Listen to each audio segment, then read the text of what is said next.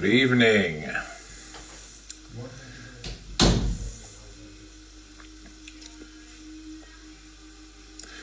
How is everyone?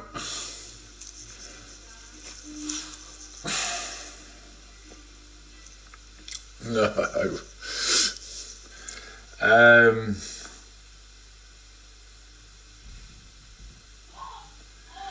Sorry we're a little bit late.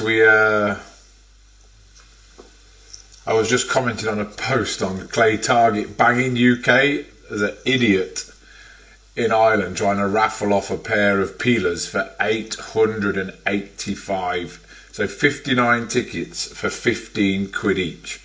So he's going to do the raffle for £885 for something that's 450 quid from Tom. Absolute nonsense. In a time where people are struggling and giving stuff away to try and keep spirits high, he's trying to double his profits on a pair of glasses. Unbelievable. When we get off of this, go take a look at Clay Target Banging UK and look for the raffle on glasses, and make sure you drop a comment in there to Mr. Ralston. He's it's a definite insult in there. That's ridiculous, to be honest. Absolutely ridiculous. So we've got a few questions for Rebecka tonight. Hopefully she'll join us shortly. Yeah, make sure you go on there and tell him. Make sure you drop on Clay Target Banging UK and drop a little message to him, because that's just rude. I'm afraid it's unacceptable, really. So we'll just wait till 7, then we'll see. If Rebecka turns up, this should be another insightful interview. We've got a world champion from FITASC, so we're going to the home roots. Her English is very good. Here she is. So let's.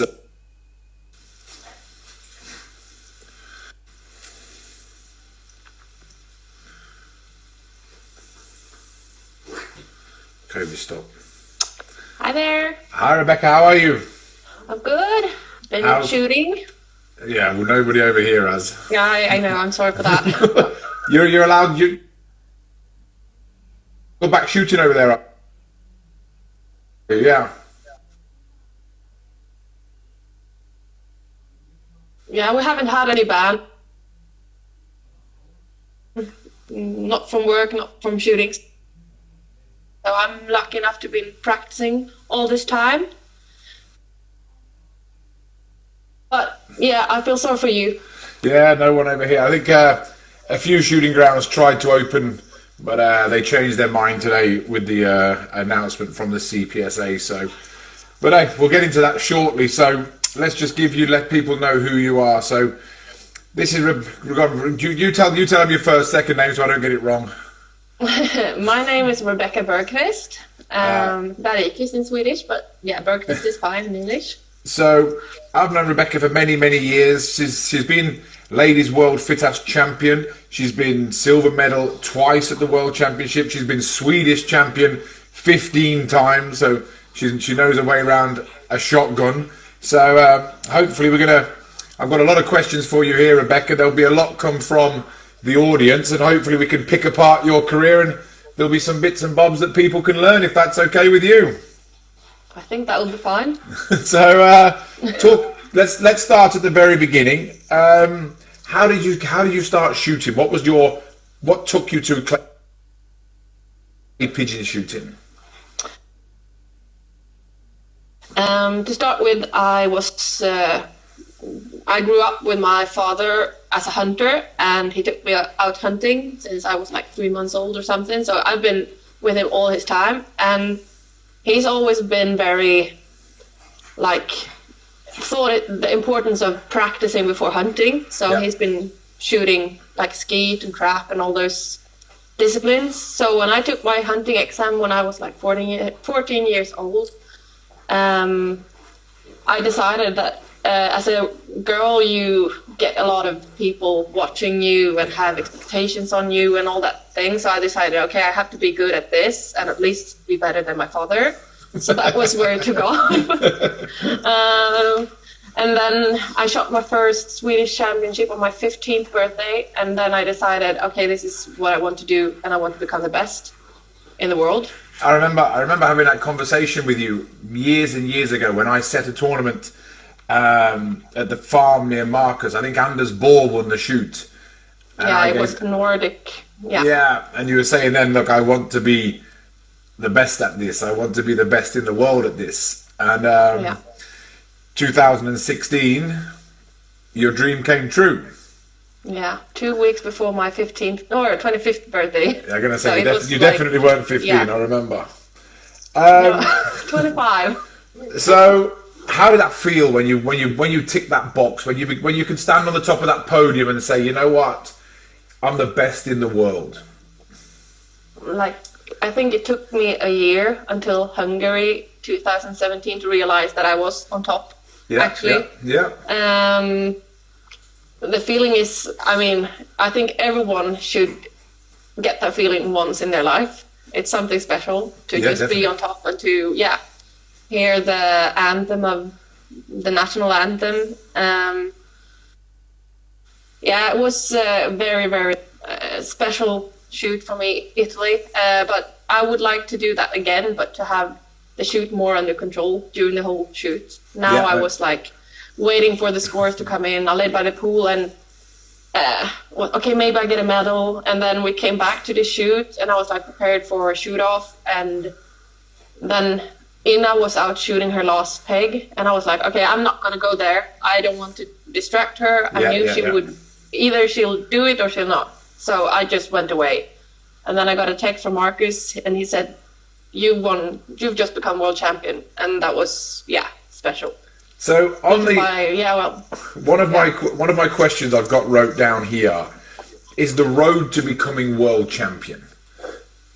Let's talk about let's talk about it briefly, but the year before, the planning. When did you think, right? How did it begin? Did you change your training? Did you do any other work? What did you feel like the week before traveling to Italy? When you arrived in Italy, did you think, this is the time, I'm feeling good, I'm shooting well? Or sometimes the first win can come when it's the opposite and you don't feel like you're there, so you just shoot and you win. What was the progression to world champion? Well, of course, hard work. I had lessons with you like back in early, like 2010, 11, 12, something like that, which made a good basis for my shooting. And then it was up to me to do the work and be determined and work as hard as you have to when you want to become the best.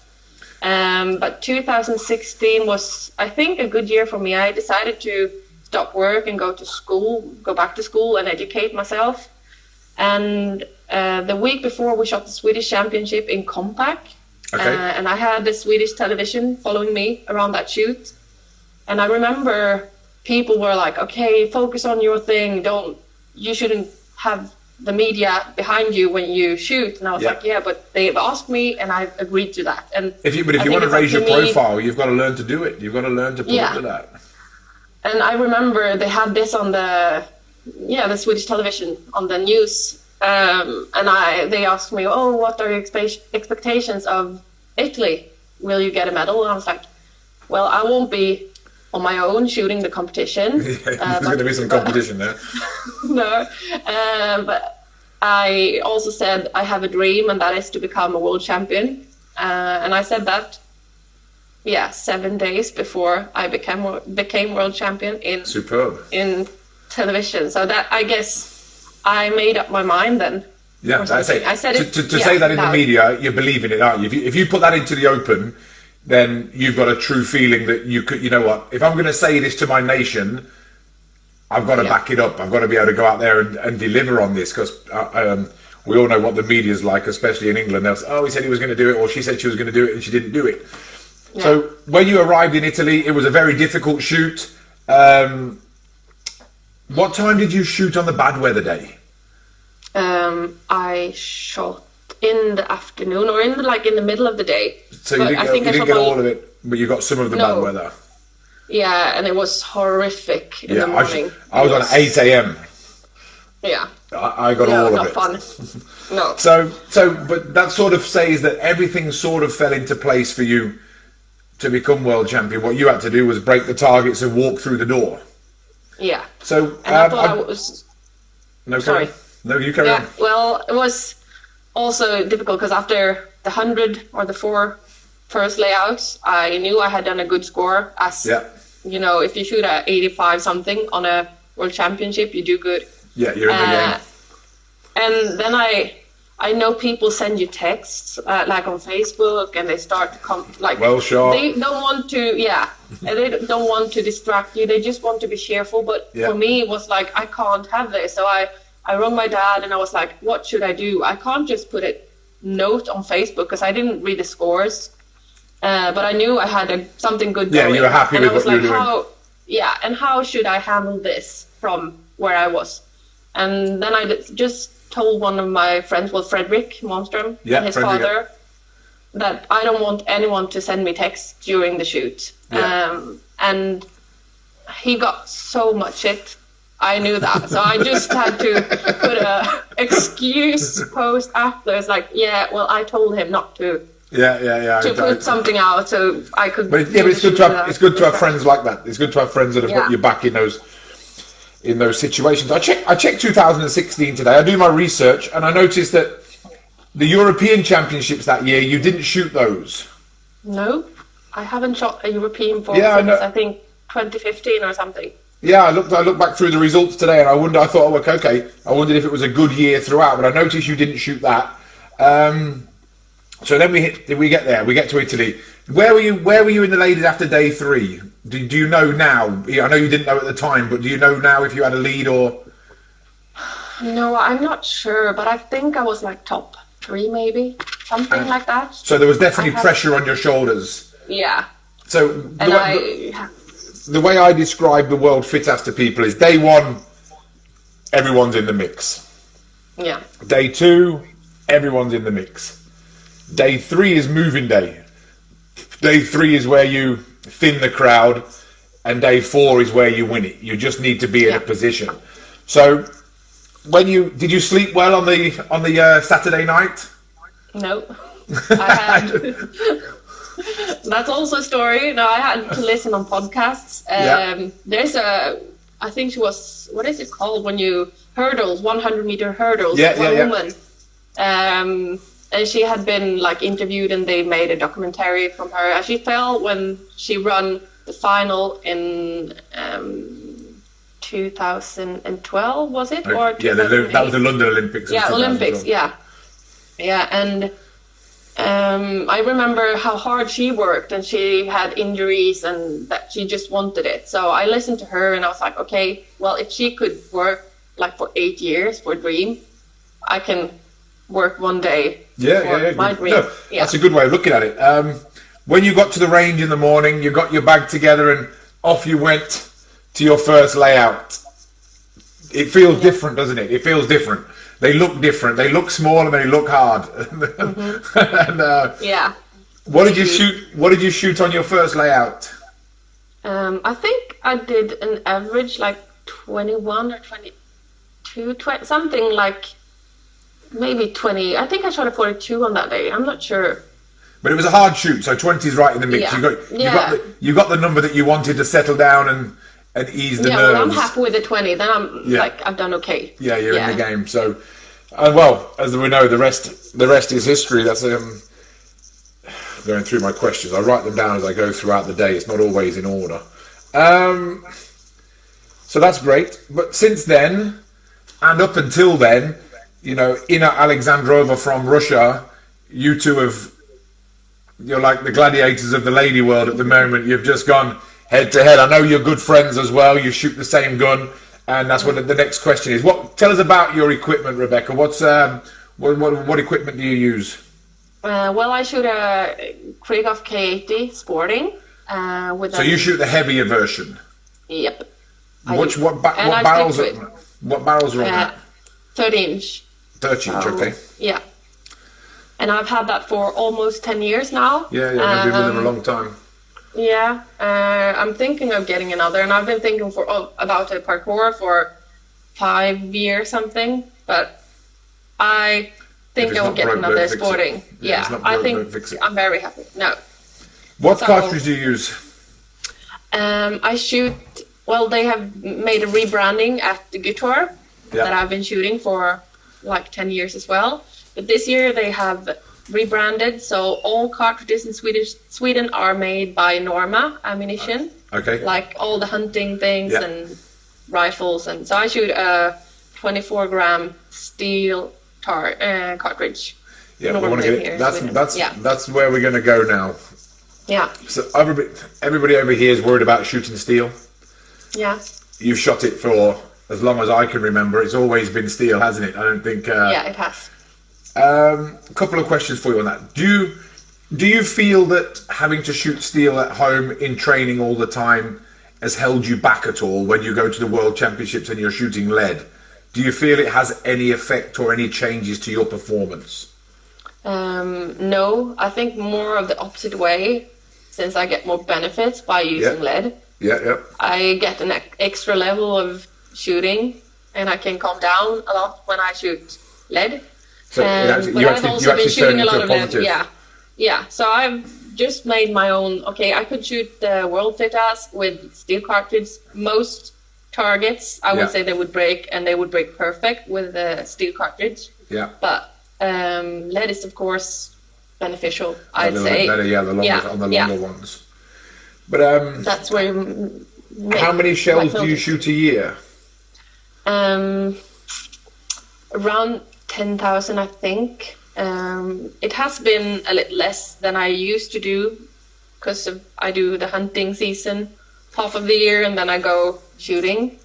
I saw that on your Instagram today. I did a bit of looking around. So you hunt and fish as well, don't you? Yeah, well, hunting most, and then I have my partner Eric, and he likes fishing, so we do that sometime as well. Give and take.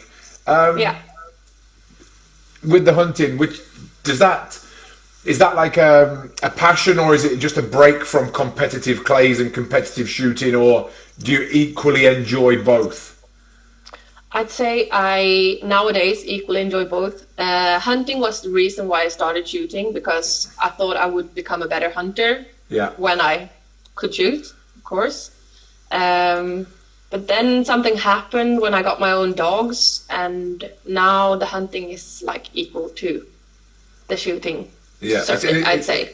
Yeah, which is good. It's always nice, because I think when you've been world champion, or when you've got that competitive edge, whenever you pick the gun up, the competitive mode can switch. So, when you're hunting, I know it's enjoyment, but you want to hit it. You want to hit it more than the hunter. You've got that competitive streak that says, "Come on, Rebecka, we've got to kill this before somebody, and to enjoy it makes that so much more enjoyable." So, obviously, you're highly regarded throughout the world as one of the best lady shooters in the world.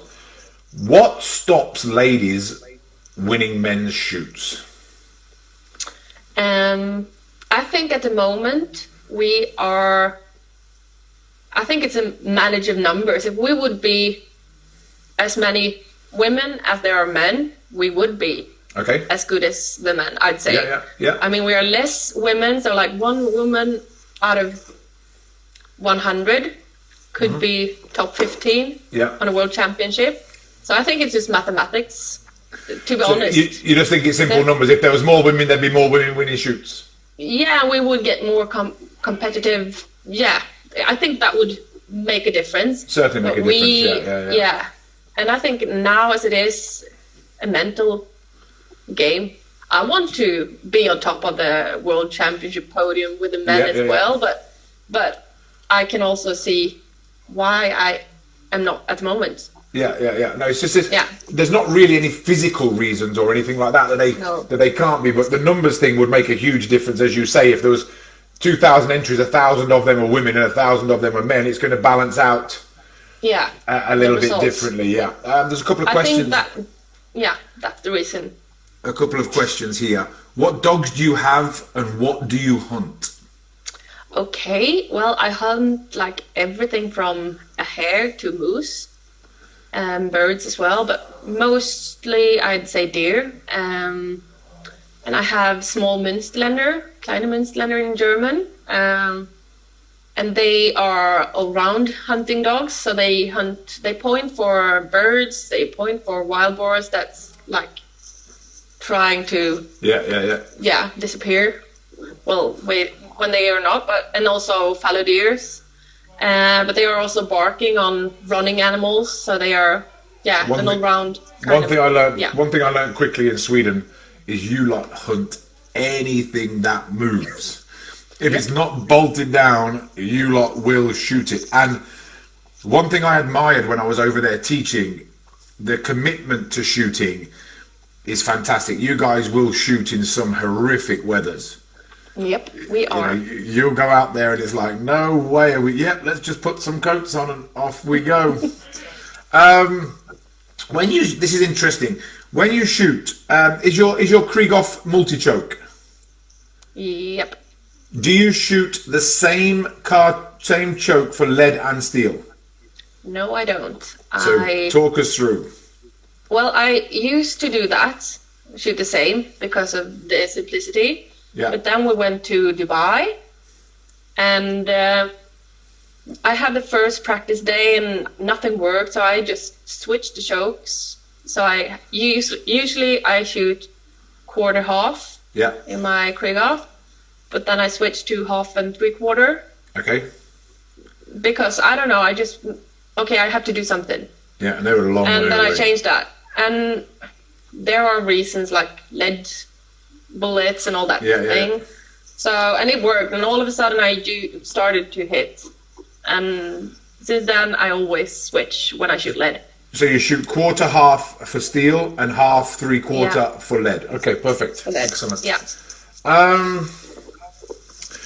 Talk me through, and this is what the guys want to know and the girls want to know, a training day for Rebecka Berqvist. What's a training day? When you go out for a practice session, how many cartridges, what do you work on, how do you break it down?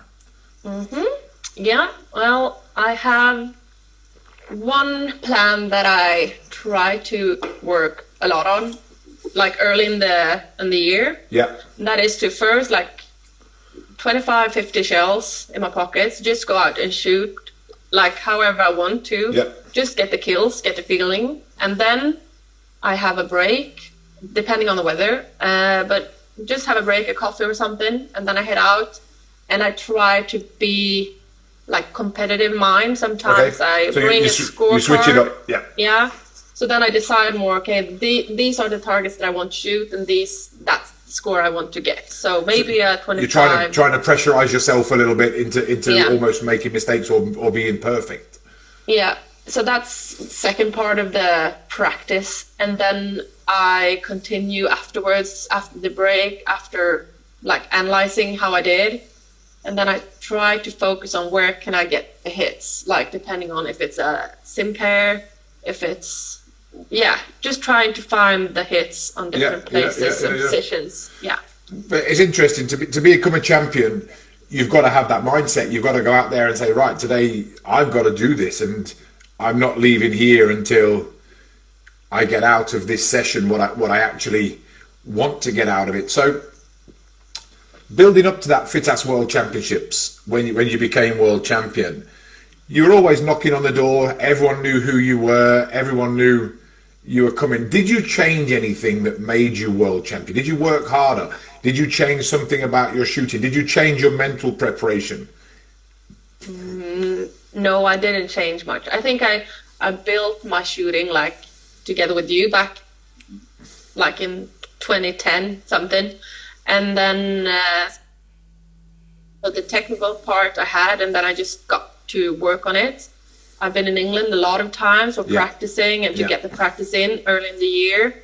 I went 2016. I went to England shop together with Cheryl Hall and Christine Atkinson. I see hi. And Helen and Nicola for weekend, and that was just so much fun. And like shooting together with Cheryl is an inspiration for me. It's always been. Yeah. She's a fantastic person and a shooter. So I think I just grew mentally that, okay, I can do this. And it's my time now. I think I've been waiting for it long enough. Yeah, you're not going to win. You're not going to win a world championship till you believe you can win one.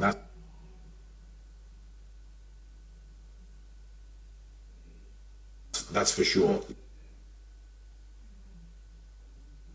You know, it's just interesting to see if you'd done anything. Like, I had to change. I was silver, and I was like, look, I had to actually change something where you were saying you were just getting better and better all the time, and you were confident in what you were doing was going to finally reach the goal, which is that's solid. That means that, you know, mentally you believed in what you were doing, and you knew it was going to come. You just had to just keep chipping away, and then, you know, you stayed at the top. The year after, you and Inna just swapped, and you defended your title and came away with a silver, which I think sometimes is a better result than the gold. Defending your first world championship, I've always thought was the hardest. Yeah. How did you feel going into your defense year? Well, I realized, okay, it's time now. When I stood on the first peg in Hungary, which that ground is fantastic. Yeah, Max, I love it. Yeah. And it was like, okay, it's just to get to work. And I shot. I think I did, as I always say, decent. There are some more targets out there, but overall I do good. And I always manage to shoot well on the hard stuff because of the excitement. So that's probably one of the reasons that I shoot better in the championship, is because the level of the targets are higher. So I get more inspiration to shoot it. Them. Yeah. But I was so happy. I mean, Ina did a fantastic shoot. I think I shot well on the third day to get back into competition. Yeah. And then on the final day, I was actually getting ill because I had to be on hospital. The week after we came home, I was in hospital for 3 days. Okay. I had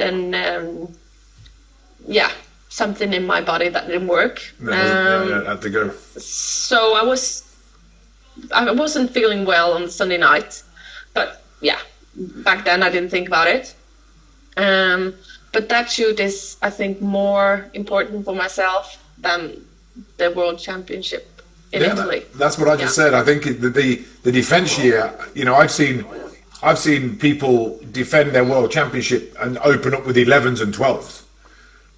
You know, because it's so difficult, because you feel like everybody's looking at you, and the pressure within is like, okay, I need to defend this. And like I say, to come away from that with a silver was as an absolutely world-class performance, and in my eyes, I know it's not a world championship, but probably better performance than the one where you're a free spirit. I know Phil Krieghoff was the happiest man in the world. He got gold, silver one year and gold, silver the next year. He was over. Think gold, silver on the third year as well. Yeah, in France. They dominate. And if they, you know, people say that Krieghoff's are heavy guns and they can't be shot. Yet the two dominant forces in the ladies for 3 years, or both shoot them, albeit one's a parkour and one's a K80. So it's amazing, really. So who was your idols and role models in sporting clays, and do you have another role model outside of the world of shooting? Well, my dad, of course, he's been like the reason I started to shoot. Anders Bohr, as you mentioned, winning back then. I messaged him earlier to try and get some secrets about you. Well, he is a fantastic and phenomenal, and he taught me a lot when I was really young, because I always got angry when I missed, like in practice and all that thing. And I think he maybe told me for the reason that for himself, because I distract other shooters when you get angry. But then he said, well, if someone's watching you, they shouldn't be able to tell if it was a miss or hit on your body language. And that was very important. And he was a great shot. I think if he was born in any other country, he had a championship win in him. Yeah. I think back then maybe he will. Yeah, he's coming Again. Yeah. He was a superb shooter to watch too. Yeah. So coming away from shooting, I did manage to get a couple of questions for you from close friends. One of them told me that you will talk about anything whilst you're asleep. True, I think. I haven't heard it myself, but I think I can talk about anything. He literally said it's a fully blown conversation with you about literally anything at all. Yeah, well, I think that's true. Especially when I'm a bit stressed and have a lot going on in my head. I think that I sleep bad, but I don't know. But I think that's true. I could say anything in my sleep. Yeah. Yeah, he did come out with that one. I was like, okay, we'll ask her about that. Yeah.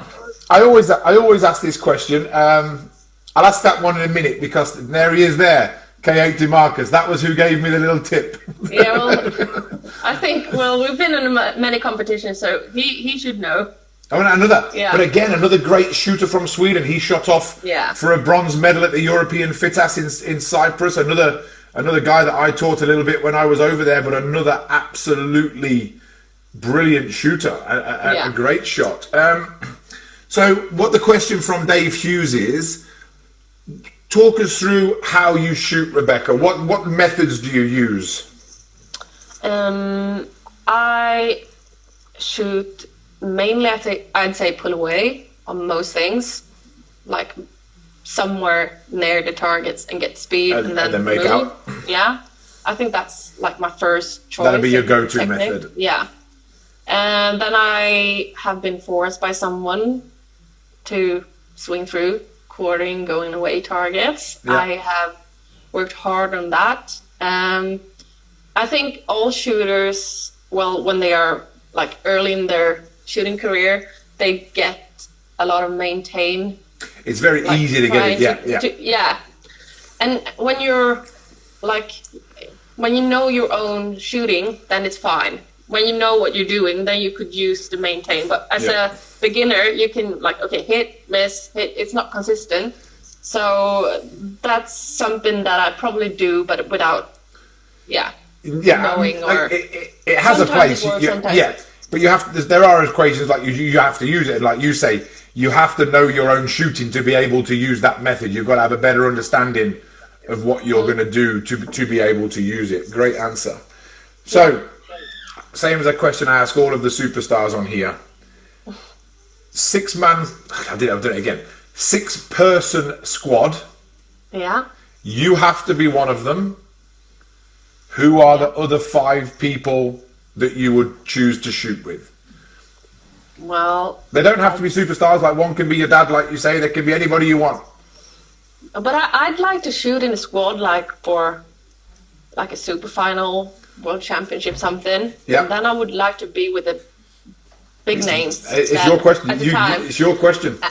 And right now it would be like George Digweed maybe, because he's been up the top for a long time. Yeah. I think the Americans like Gavin, Derek, and David maybe. Yeah. Because all good shots. And you, Mark. There are so many fantastic shooters, but also Andres. I think I couldn't choose. It's hard. It is hard. I tried to do it to myself earlier on, and you're like, "Yep, there's 12." But who would be your top 3 ladies? Well, that's also hard because I always like checking out the entry list. It's like 20 ladies that could beat me. Yeah. Well, Chelsea, because she's been a dominant lady for a long time. Yeah. Inna, Beatrice, I suppose. Yeah, Beatrice. And I'd say Renee because she was at the factory when I made my gun. In 2011. Her and socks. So I think I'd say Renee Bergen from Australia. I messaged her the other day to come on. Because they were so kind to me because I went on my own down to Germany and I made a gun. Yeah. The ladies is so strong right now. The lady division Yeah. is so strong. Probably the strongest I've ever seen it. So, you know, when I was in going back, you had Kate Brown, Joe Marsh, Beatrice. Kate retired. Joe unfortunately died. Then there was Cheryl. Then there came you. Then Ina. Then Martine from Italy, Katusha Spada. Yeah, she's fantastic. Yeah. But now there was always like 3 or 4. But now, as you say, there's probably 20, 30. It's a proper to win one now. I would say is one of the biggest achievements. It's almost parallel with the men's, I think, for difficulty. Yeah. Well, and the American ladies, they are fantastic, like Desi Yeah. and Annabelle Diane. and they're all good shooters. I think you're in a fantastic place to go head to head with all of those. One thing about being world champion or being a champion of any description, you're not going to get through that without some kind of mental toughness, some kind of mental game. Yeah. Everyone on here is interested in pre-shot routines and the mental toughness, or something that you've realized that's going to make you mentally better. What advice can you give them on the mental side of things? I think try to do it as simple as possible. Do what you're supposed to do when you're shooting, like load your gun, have a plan ready for your shoot. I think it's also very important about the body movement, how the body works when you shoot, because of saving energy. So that's one thing I always think of, is like looking for the traps, the angles where I want to shoot, trying to be having a good body movement when I shoot. David's very big on that. David Radulovic is all about movement. That's all he talks about. Yeah, and I think it's a balance in between, but in the end of the day, you have to do it like for when you need it on the big stuff, I'd say. Yeah. But to find where is the trap, where do I see the target, where do I want to kill the target, do I know how to kill the target, or should I practice more on it back home? Okay. Remember after the shots. Do you take notes from competition? No, I've done that a couple of times, but I forget about it, so I try to do it in my head. It's easier. Or I have difficulty shooting these targets. Well, the FITASC is like 150 different targets. Yeah. I could just lose one target. It's fine. Yeah, you're going to be okay. It's not going to be that one. It's not going to be that one that costs you. Carry on. No, yeah. And one of the big reasons is to become the best. You have to want to be the best, and you have to be passionate about doing the work and to love the game. Yeah, I think definitely. That's the reason. You can't go on a shoot and think that's something different than the practice you do back home or the competitions you do back home. Everything has to be like the same. Yeah, so you're trying to keep your practice and your competition mind the same. You're not going to try and bounce from one to the other. No, it's good, and that's great. That's great advice. Yeah, and I also think it's important to be relaxed. I am a person that likes people. I like to talk to people, meet people, and that's also important that you enjoy that when you shoot sport. Talk to people between the pegs, and even if it's just small talk, it's important to be. When you're competing, you have to be yourself 100%. That's great advice, because we've had the Olympic trap shooters on here that they take themselves away to their car. They don't like interaction. But as you said, you're jovial and like that. So if you went and sat in your car on your own, that would have an adverse effect on your performance. I think what we're trying to show the audience is that there's no right or wrong, but you have to be yourself. Yeah. You have to find your own way. Yes, exactly. You've got to walk your own path. And if that means putting earphones in, listening to music and not talking to anybody, that's fine. Yeah. But sitting in the cafe talking to everybody is also fine. Yeah. It's finding what works for you as an individual, and that's going to come from trying it and trial and error. Sometimes Do you feel like you've ever lost a big event because of something?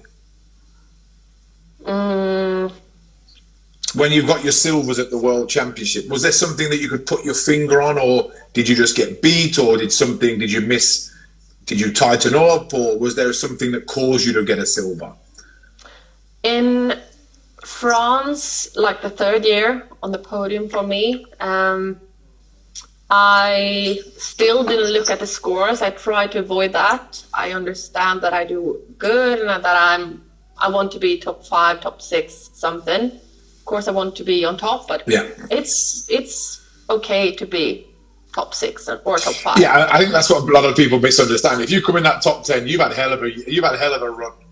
Yeah.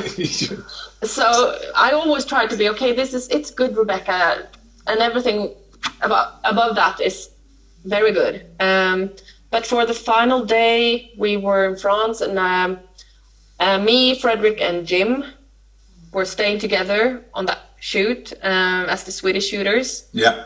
And Jim's mom rings us, and Jim talks to her on his loudspeakers. And she's like, "Yeah, Rebecka's second." And I was like, "Oh." And Jim like, she's listening. She's listening. Like, okay, now I have to deal with this. Yeah, First time ever. I'm on podium. Okay, let's get out. I had Volvo and Krieghoff to shoot, and I remember the first peg. I missed 4 targets out of 6. First peg on that day. Yeah. I was like, okay, getting really angry. So I just took my gun and went away, and I stood by myself. Okay, you have 2 choices now. Either it's like, okay, give up, or fight, or try to do your best. So I shot. Yeah, I missed one on the 3rd peg. I think that was a difficult target. So I get that. Yeah. And then we went out on Krieghoff, and I shot at 24, missing 1 target on the last peg. Okay. And I shot together with Brad Kidd back on that shoot, and it was like, well, you put on some decent shooting on the last when you needed it. And I was like, but I had a terrific or horrific start on that day. But it was like, okay, either you decide to give up and stop working or go home. Yeah. Or you just finish off and show everyone that you want this. And I took the second choice.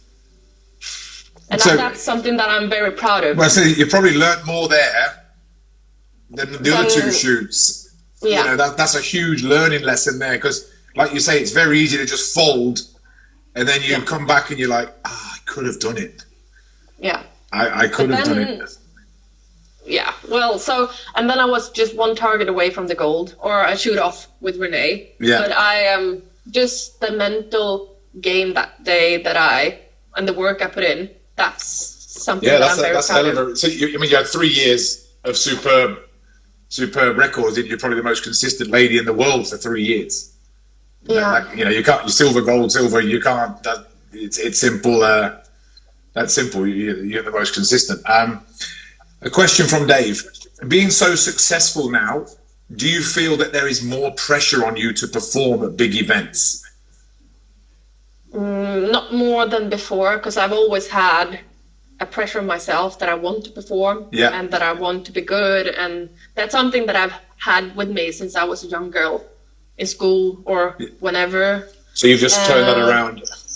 Yeah, so I think it's just something that's my personality at the moment, and someone has to be person as well. 100%. Someone has to be the person that no one cares about, but that it doesn't matter if you're shooting good or bad. You just do it because you enjoy it, and that's also fine, because we have to have all kinds of shooters. Yeah, definitely. If we only had the champions turn up, we'd only have 4 squads.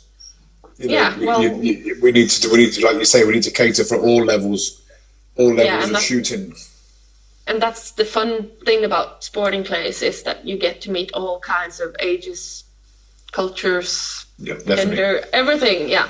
Do you still enjoy it as much as a champion as before a champion? Yeah, I'd say I do.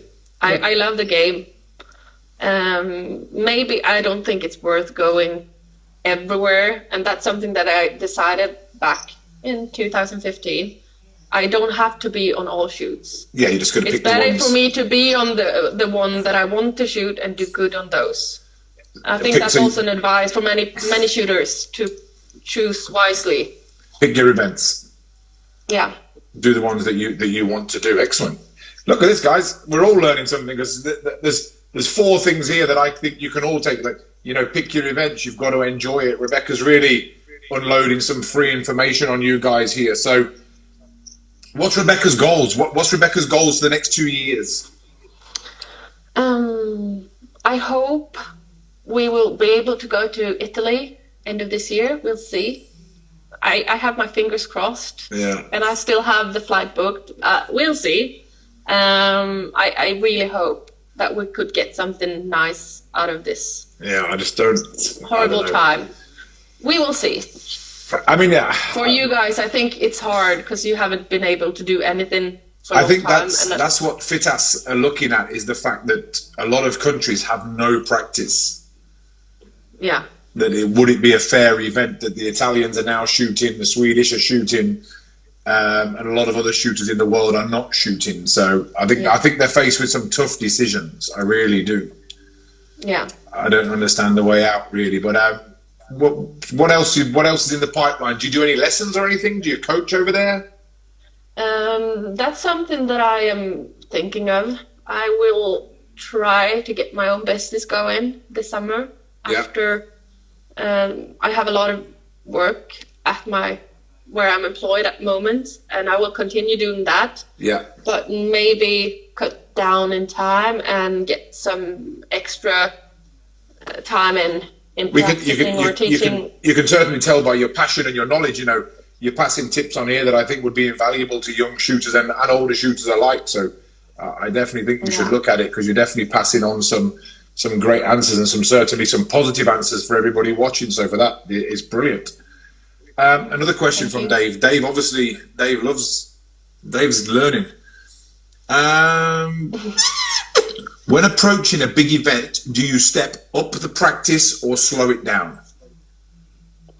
So could you take that again, please? So before a major championships, do you practice more or practice less? I practice less. It's most of the time it's like in the middle of the competition season, so there are competitions every weekend. I try to get some time off, like 2 or 3 weeks ahead of the championship, to just find inspiration, depending on how the schedule is, of course. But then I try to get away from shooting a bit, and then like the week before, I just try to shoot things that I get self-confidence in. Okay, so you're lifting your spirits, almost ready for the event. Yeah, and I try to surround myself with happy people, fun people, good shooters, like just trying to enjoy it more than normal. And then I get away, and because that's what I know I would see when I go to a world championship. Yes. Happy and inspiring people. That's Do you sort of plan your practice for a world championship? So, say for instance, you're going to go back. Say we're going to go back to Biancodato in Italy, where you won.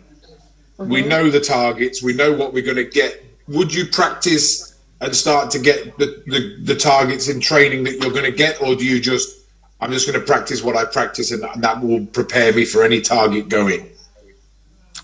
I try to be I try to shoot like all different kinds of targets. Yeah. I don't try. Maybe I should have tried to shoot more specific targets for like the World in England last year. Okay.